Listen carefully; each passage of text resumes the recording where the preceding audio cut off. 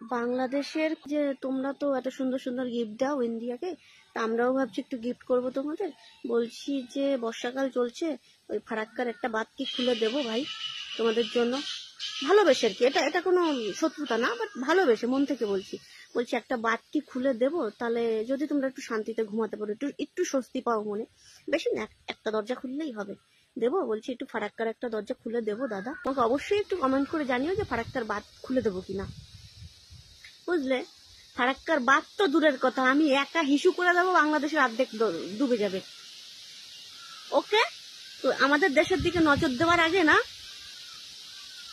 নিজের দিকে একবার তাকিয়ে নেবা, ঠিক আছে? তোমরা কোথায় থাকো, আমরা কোথায় থাকি, তাকালে না ফারাক্কার বাদ খোলা তো দূরের কথা, আমার এক হিসুতেই তোরা ডুবে যাবি ওই দেশে। তাহলে দিদি আপনি এইটুকু স্বীকার করতেছেন যে আমাদের বাংলাদেশ থেকে অনেক উপহার আপনাদেরকে দেওয়া হয়, যেগুলা খেয়ে আপনারা মানে বাজে বাজে মন্তব্য করেন বাংলাদেশের নামে।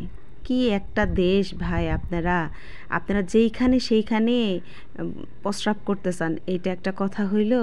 এরকম প্রস্রাব করেন বলেই তো এখন আপনাদের দেশে যে ঘটনা ঘটছে, কিছুদিন আগেও তো একটা ঘটনা ঘটলো না? ওই যে আপনি এর আগে একটা ভিডিওতে বলেছেন আমরা কোন রাজ্যে বসবাস করতেছি যেখানে ন্যায্য বিচার হচ্ছে না। আপনারা সেই দেশেই বাস করতেছেন যে দেশে নারীদের সম্মান দেওয়া হয় না। কিভাবে দেওয়া হবে? আপনি তো যেইখানে সেখানে বাথরুম করে ফেলেন, এটাই হচ্ছে আপনাদের বড় সমস্যা। আর আমাদের দেশে নারীদেরকে যথেষ্ট পরিমাণে সম্মান দেওয়া হয়। আর আপনি বললেন না একটা বাঁধ খুলে দিবেন, কেন দিদি বাঁধ খুলে দিবেন কেন? খুলে তো দিয়েছেন, কোনো সমস্যা নাই। আমাদের এইখানে 9 মাসের এক গর্ভবতী পানিতে ভেসে যাচ্ছিল, তখন বলেছিল ভাই আমাকে একটু তুলবেন, আমার পেটে 9 মাসের বাচ্চা। ঠিক এরকমভাবেই আমরা ভেসে যাচ্ছি ভাই, এরকমভাবেই আপনারা যখন ইচ্ছা বাচ্চা আটকে দিবেন, আবার যখন পানি আপনাদের বেশি হবে ছেড়ে দিবেন।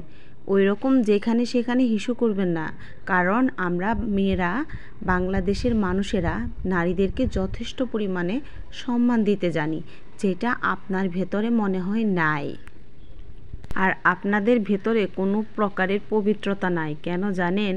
আমরা জানি কিভাবে মানুষকে ভালোবাসতে হয়, কিন্তু আপনারা সেই ভালোবাসাটা আপনারা জানেনও না, বুঝেনও না। আপনারা এই কোয়ালিটির লোক, আপনারা খুবই নিকৃষ্ট মনের অধিকারী। তা না হলে কি এই ধরনের পোস্ট আপনি মেয়ে মানুষ হয়ে করতে পারেন? আমি খুবই অবাক হলাম। আমরা নারীরা এরকম না, আমরা নারীরা হচ্ছে মায়ের জাত। আমরা চাই যে কোনো দেশের মানুষ সুস্থভাবে চলাফেরা করুক। আপনাদেরকে আমরা ইলিশ মাছ দেইনি বলে আপনাদের ভিতরে একটা ক্ষোভ হয়েছে, কারণ আপনারা ঠিকমতো ইলিশ মাছ খেতে পারবেন না। কেন রে ভাই, আমরা কি তোদেরকে কিচ্ছু দেই না? অনেক কিছু দেই, তারপরেও তার বিনিময়ে তোরা আমাদের ভাসিয়ে দিয়েছিস। খুব ভালো করেছিস। আল্লাহ যদি আমাদের রক্ষা করে না, কোনো দিকেই আমাদের মানুষ ধ্বংস করতে পারবে না, বিশেষ করে তোমাদের মতো নিকৃষ্ট প্রতিবেশী। তোমাদেরকে তো উপহার দিয়েছি হাসু বিবিকে, সেই হাসু বিবিকে নিয়ে রানী করে রাখো, কারণ তোমরা যে কি পরিমাণ ছ্যাঁচড়া দেখলেই বোঝা যায়। পৃথিবীর কোনো দেশেই এই হাসু বিবিকে জায়গা দেয়নি, শুধু তোমাদের মতো বাজে দেশেই জায়গা দিয়েছে। বাবারও বাপ আছে, বুঝছেন? আপনাদের দেশে ওই যে আশেপাশে চীন আছে না, চীনে যদি একটা বান ছাইরা দেয় আপনারা অতলেই তলিয়ে যাবেন। আপনারা আমাদের ফারাক্কার বানের কথা কইতাছেন, আপনারা যে কি পরিমাণ বাজে তা দেখলেই বোঝা যায়। সামান্য একটা ফারাক্কার বান নিয়ে বাংলাদেশকে ভাসিয়ে দিতে চান, দিবেন, সমস্যা নাই। ওইদিকে তো চীনও আছে, চীনবাসীরাও আপনাকে ভাসিয়ে দিবনি, তখন আপনারা কই যাবেন? চীনের সামনে তো সম্পূর্ণই তুচ্ছ আপনারা। এটা কি আপনারা বিশ্বাস করেন? ও আপনারা মনে করেন আপনাদের মতো ভিআইপি রাষ্ট্র আর পৃথিবীতে নাই, তাই না? ভিআইপি দেশ আর আপনাদের মতো নাই, এইটাই ভাবেন হয়তো বা আপনারা, না? আপনাদের বাবারও বাপ আছে।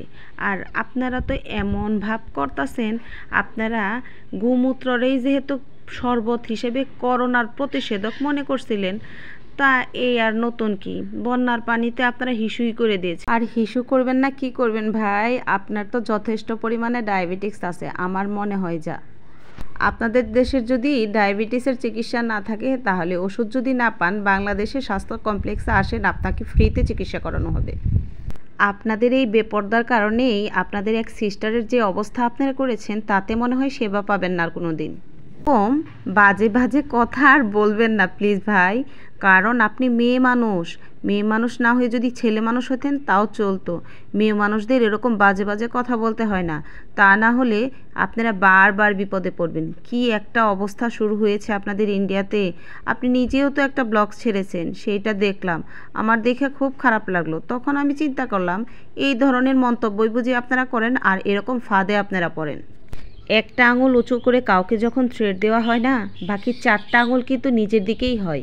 তাই কখনো কাউকে উপদেশ দেওয়ার সময় 10 বার ভেবে নিবে তুমি সঠিকটা বলতেছো না খারাপটা বলতেছো। তো আজকে এই পর্যন্তই। ভালো থাকবা, সুস্থ থাকবা, আল্লাহ হাফেজ, আসসালামু আলাইকুম।